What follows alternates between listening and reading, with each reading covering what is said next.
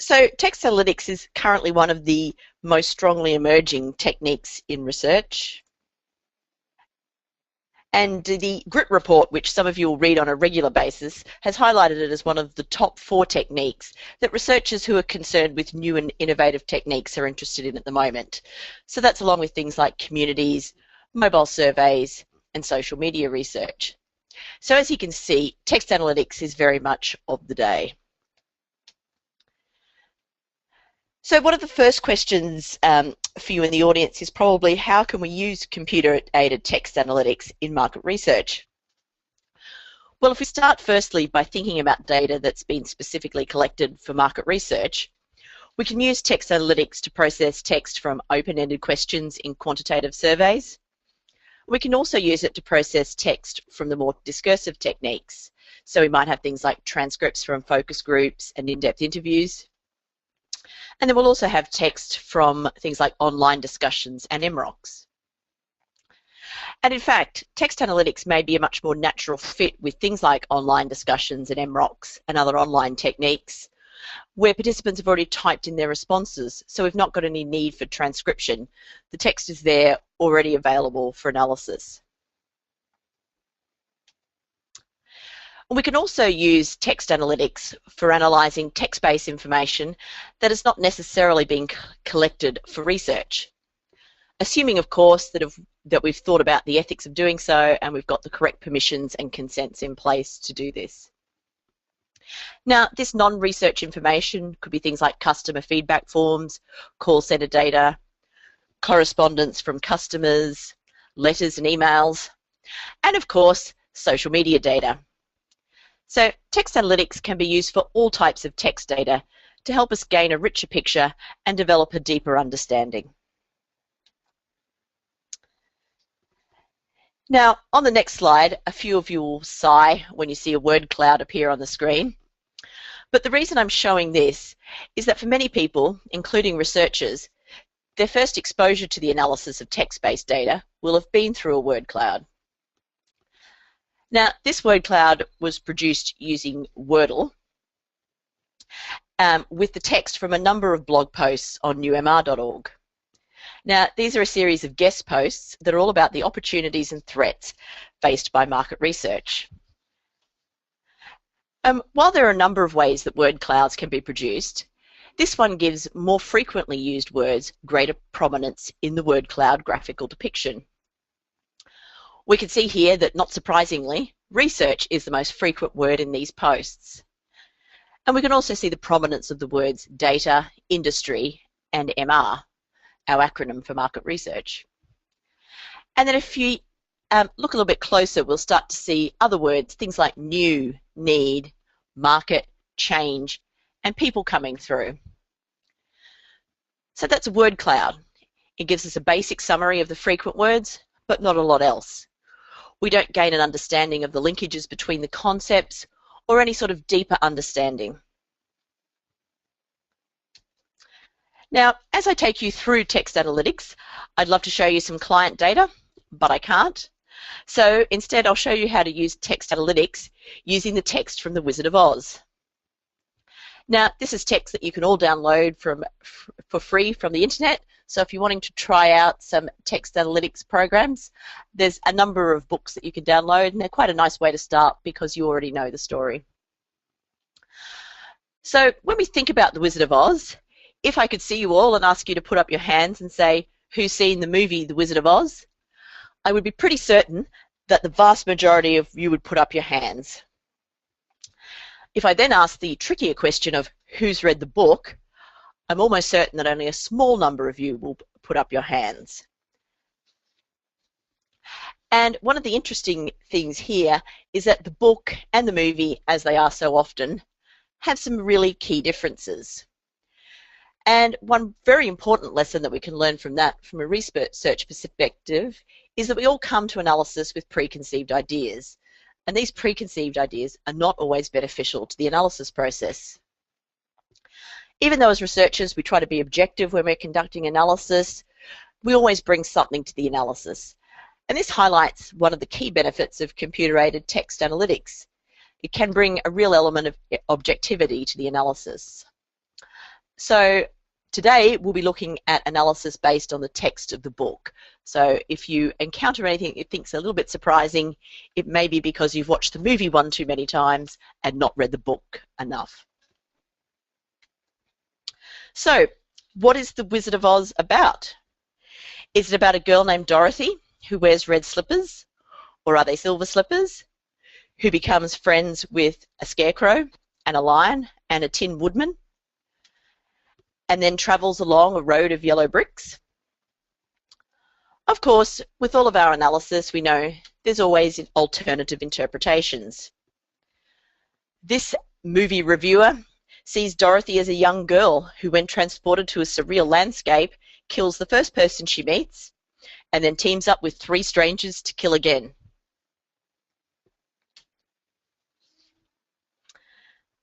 So if we use our friend the word cloud to again explore the text of The Wizard of Oz, we can see that Dorothy is the most frequent word. And we can also see that the scarecrow, woodman, and lion are very frequent words. What we don't get is an understanding, though, of what the story is about, how the characters and their actions are connected, or any sort of understanding that is deeper than knowing what the most frequent words are. We'll also see that the word cloud is not able to join synonyms together, and it doesn't create compound concepts for us. A compound concept is when 2 words are frequently used together. You might see here that we've got the word wicked and the word witch are quite separate, whereas in the book we always talk about the Wicked Witch. For those of you who aren't familiar with the book, the Tin Man from the movie is actually in the book referred to as the Tin Woodman, and we can see here that tin and woodman are quite separate. And regardless of how you know the Wizard of Oz story, you will know that our friends were travelling to the Emerald City, and Emerald and City aren't connected here. They're 2 separate entities. So you can see that there are some shortcomings to using a word cloud to analyse text. However, if you don't have any other options, it is a way of being able to summarise some of the text and pull out what some of the key concepts are. So now I'd like to look at a more sophisticated analysis, and I'd like to show you an analysis of text using a text analytics program called Leximancer. And once again, I've fed the text from the book The Wizard of Oz into that. And this is a concept map that's produced from Leximancer, and you can see that it starts to pull the story out into separate concepts in a way that the word cloud does not. And if we start by moving our eyes up to the top right-hand corner, and you'll see a rusty coloured circle with a small grey circle inside that's got the label Dorothy on it. What that tells us is that Dorothy is the most connected concept in the text, The Wizard of Oz. And if we start to move down from the word Dorothy, we can see that Dorothy's connected to Toto. Toto was her dog and companion. And if we move down from Toto, we see that Toto's connected to the lion, who is one of Dorothy's travelling companions. And if we move down to the bottom left there, we can see the scarecrow and the tin woodman, who were her other 2 travelling companions. And if we move down towards the bottom of the screen from them, we can see we've got 2 concepts of brains and heart. And for those of you who don't or do remember the story, the scarecrow and the tin woodman were both searching for brains and a heart. The scarecrow didn't have any brains, the tin woodman didn't think he had a heart, and that's what they were searching for. If we move back up to the Dorothy concept that we looked at earlier and move down to the left from there, we can see we've got some concepts quite close to each other, which are travellers, yellow, and road. So we start to get a feel for the journey along the yellow road that's been taken. If we move up then to the left, we can see Emerald City, green together. So we start to get a feel for the kingdom that they're travelling to. And if we move down to the left from there, we get down to the concept of Oz. And the reason our travellers were going to the Emerald City was to seek out the mythical character of Oz, who was to help them with their problems. But you'll see that Oz is connected to man, and when they arrived at the Emerald City and met Oz, they discovered that he was not a mythical wizard who could help them, but he was simply a man. So you can start to see there that we're able to get a much richer picture of the text of The Wizard of Oz in a much more meaningful way than we got from our initial word cloud summary. Now, in terms of putting a market research or a brand manager's hat on, if this was text about the marketplace and I was the Dorothy brand manager, I'd be very happy to have this piece of information. It tells me a lot about Dorothy and how she's connected to a whole lot of other products in the marketplace and brand attributes. However, if I was the brand manager of the Lion, this might be a little bit of a disappointing picture for me. I've not really learnt a lot about where I sit in the marketplace. So I can actually take you through an alternative way of using the Leximancer Text Analytics program, and we're going to explore the text relating to the Lion. So what I've done here is I've been through the text of The Wizard of Oz, and I've thought, if I'm wanting to explore the Lion more, what terms do I need to use to do a much more directed analysis? Fortunately, in this case, there's only 4 concepts I would need to use to be able to really look into the Lion, and that's the word lion, the words lions plural and lions possessive, and the compound concept of cowardly lion that is often used when talking about the Lion. So then we're going to conduct quite a directed analysis where we look into the Lion. So on the screen now we've got another map, and if a very quick glance will tell you that's quite a different picture to the one we were looking at earlier, and you can start to see we've got words really relating to the Lion. If we start on the left hand side, we can see that we've got the concepts of coward and courage sitting right next to each other. If we move up to the top green circle, we've got the concepts of bite and beast, which is sort of pointing to the Lion's animal-like characteristics, the fact that he is a beast.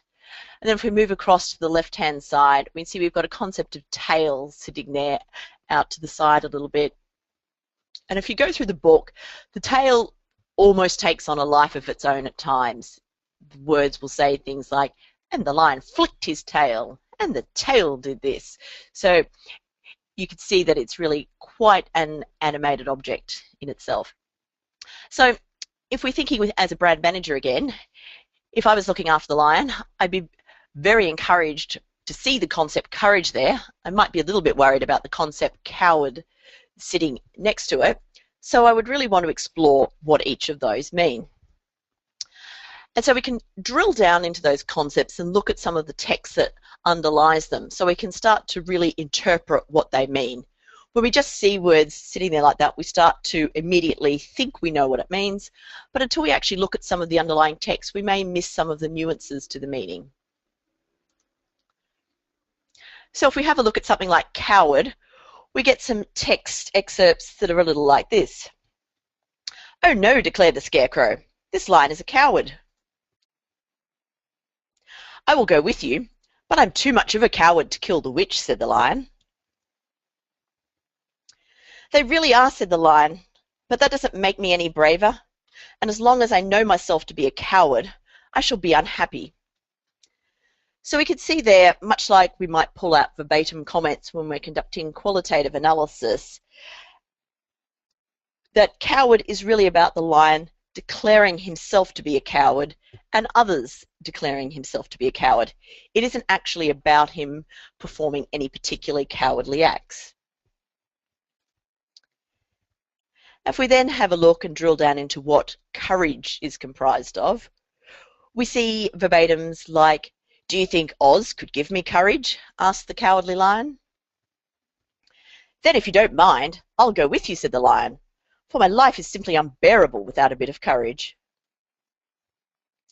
"And I want him to give me courage," said the Cowardly Lion. And the Lion answered, "I am a cowardly lion, afraid of everything.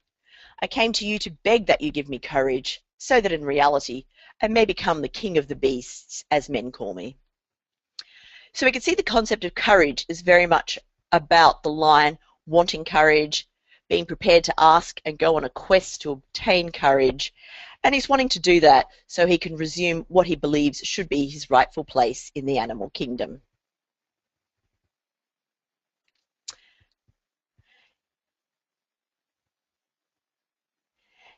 Now I'd just like to step back to the word cloud we had a look at earlier from the blog, and we'll have a little look at what a more detailed analysis of the text might tell us about that.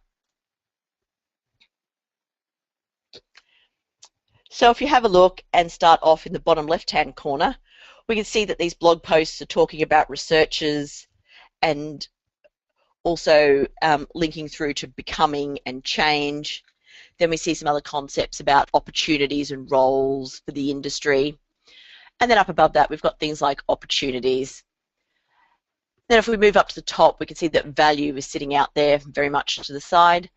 And then connected to that, we can see things like work, use, data, and needs.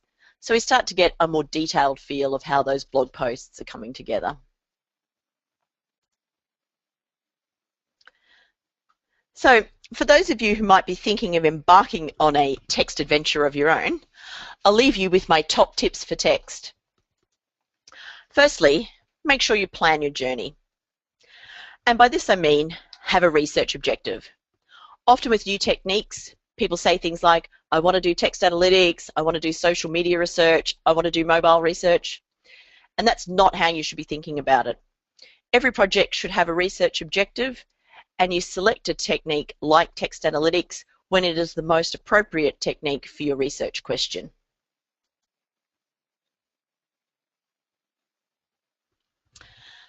Consider your data. Does your data come from qualitative research? And do you want to retain that richness? Or are you trying to quantitatively summarize and understand vast amounts of text data? You can use both approaches and you can use them separately. But keep in mind that content analysis can be at its very best when it combines the strengths of both qualitative and quantitative approaches. You'll also need to select an approach. Depending on your research question, text analytics can be used in a bottom-up or inductive or grounded way, or you can use a more deductive or top-down approach. You could conduct an analysis of all of your text, as we did with the entire text of The Wizard of Oz, or we can interrogate the text in quite a specific way, as we did with the lion example.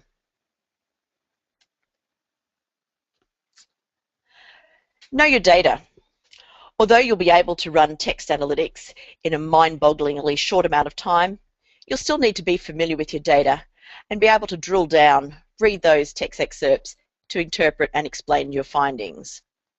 We needed to drill down into the text around courage and coward to really understand exactly what these concepts meant and to pull out the nuances that we needed to be able to fully describe what they encompassed. And also remember that the analytic process will be iterative.